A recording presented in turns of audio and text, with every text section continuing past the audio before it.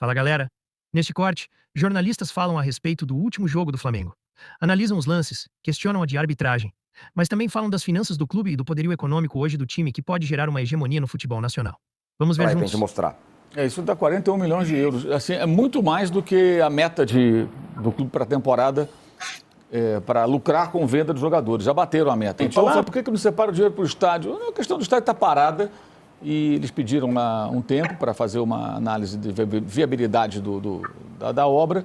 E o Flamengo tem que buscar dinheiro novo para isso. Não adianta economizar no cafezinho para pagar. É uma obra muito grande, gente. Não é? Não vão contratar um jogador. Tem que arrumar um parceiro, viabilizar dinheiro novo. Dinheiro novo é buscar novas receitas para viabilizar uma obra dessa magnitude. É um negócio muito caro. Coisa de 2, 3 bilhões de reais. É muita grana. Mas, para quem pergunta até hoje de onde vem o dinheiro do Flamengo, daí, por exemplo, Gerson, 25 milhões de euros à vista, 25 milhões de euros o Wesley podendo chegar a 30, que é o valor, por exemplo, do Richard Rios, também foi isso, né?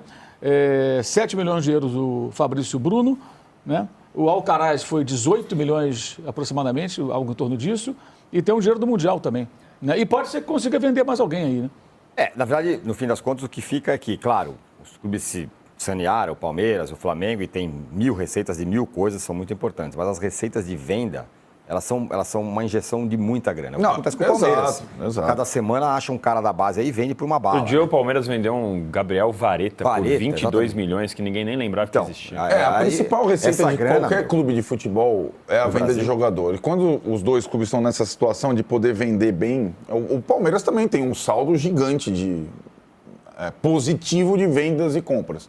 A discussão é se os jogadores que Palmeiras e Flamengo estão comprando valem esse valor.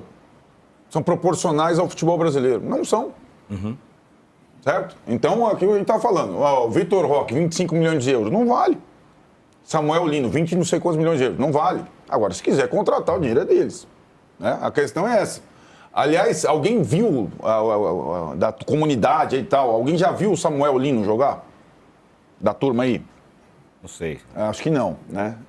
Então, assim, e acha legal. Pô, estão pagando 22 milhões para um cara que eu nunca vi jogar. Beleza. Então, aí a responsabilidade é dos dirigentes. Enfim, pode fazer com a grana o que quiser.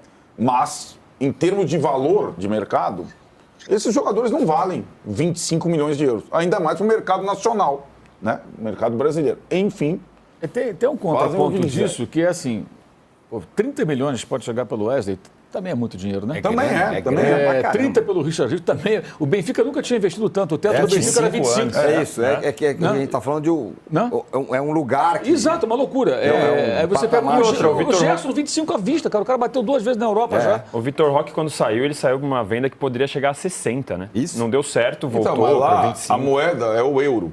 Sim. O comprador é o europeu. A gente pode discutir por que chegamos nesse ponto, mas chegamos nesse ponto. Sim. Aqui, a moeda é o real, né? Então, você comprar um jogador de 25 milhões de euros... Aí você vê, o Palmeiras comprou o Paulinho, é divulgado 18 milhões de euros. E foi uma negociação entre 2 clubes brasileiros, mas porque eles equiparam mais tudo no mercado. Jogadores. E mais 2 jogadores, sim. O Danilo, e o Palmeiras, hein? Ganhou. Vamos lá. O Mauro, novo líder... Joga, nessa enquete tá como? Joga bem? Tá jogando bem? Tá jogando o suficiente porque afinal tá se reformulando, perdeu 2 jogadores importantes. E pode falar da arbitragem também do Ramon Abate Abel, que meu Deus do céu.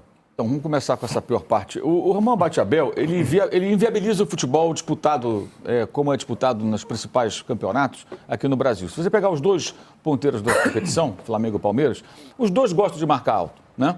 Agora mesmo, o gol da vitória do Palmeiras sobre o Fluminense, até acho que ali tem muito porque ele não estava pressionado. Naquele momento, o Palmeiras não pressionou. Apenas o Vitor Roque estava posicionado onde tem que estar para o eventual erro. E foi muito bem. Aproveitou o erro do Martinelli, fez o gol e deu a vitória ao Palmeiras. Mas o Palmeiras gosta de marcar alto em momentos do jogo. O Flamengo faz a mesma coisa. Mas é quase que impossível trabalhar dessa maneira, porque qualquer contato físico, o cara marca a falta. Até a gente conversava aqui antes do programa. Foi o caso, por exemplo, do jogo do Palmeiras contra o Atlético Mineiro. O menino lá, o Rômulo, tem 21 anos, é um garoto ainda, disputa uma bola com o próprio Vitor Roque, 2 garotos, né?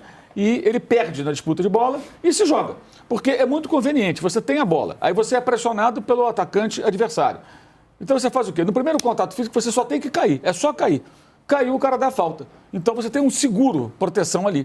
Por que ele dá a falta? Pelo receio de que, na disputa, o defensor caia, surja um gol e vão dizer que ele não marcou uma falta na origem do lance.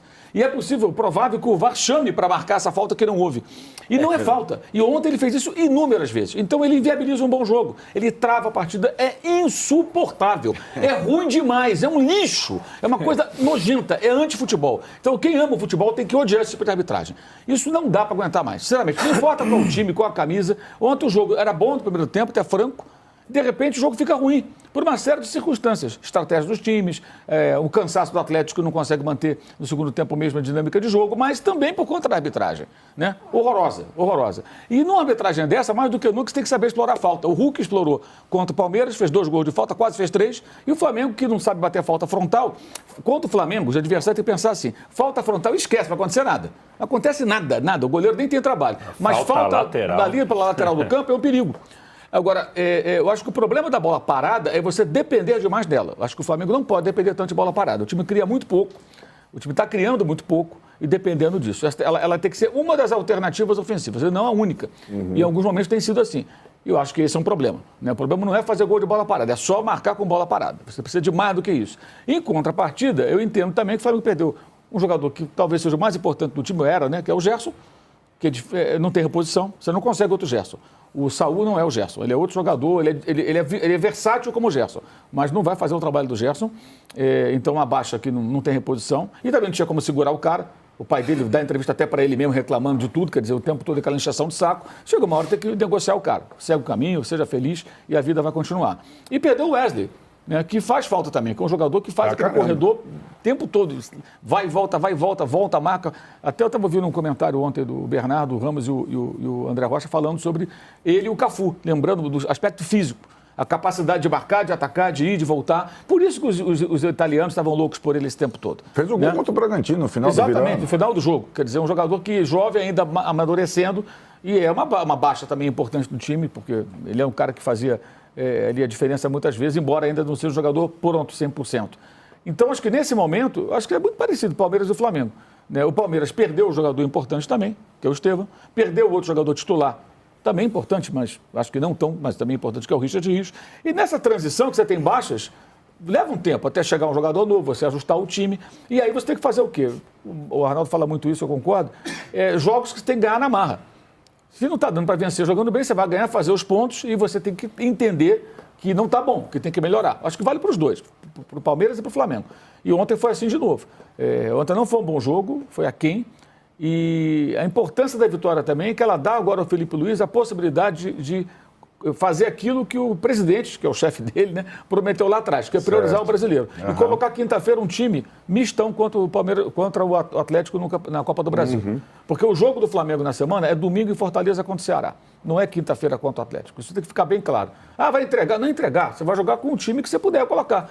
Não dá para colocar de novo a Arrascaeta, que está se arrastando em campo, claramente não aguenta a sequência de jogos. O Jorginho, pela lesão do De La Cruz e a lesão do Pulga. Está jogando todos. Não dá para jogar todos os jogos, você vai ter que segurar.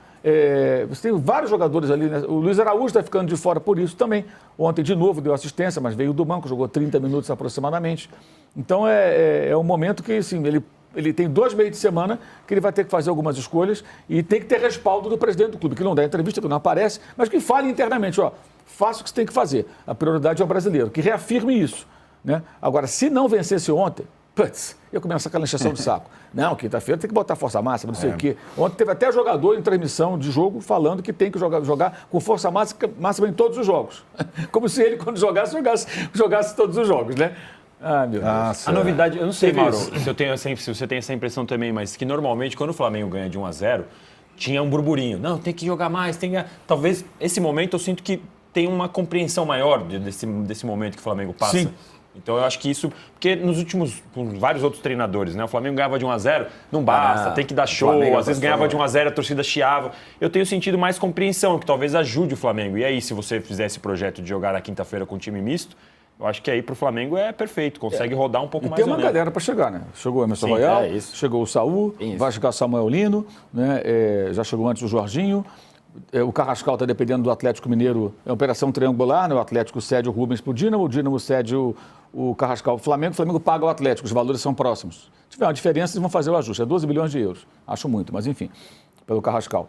Então tem esse jogador. E o Flamengo não desistiu do Lucas Beltrán, embora seja difícil o atacante da Fiorentina, ex-River Plate. Daqui a pouco Ainda está pensando nesse cara. A gente vai falar daqui a pouco sobre questão de finanças que pegou aqui na sexta-feira, se pode gastar, se não deve, se deveria e tal. A gente vai falar, tem um negócio importante aqui pra gente falar, mas antes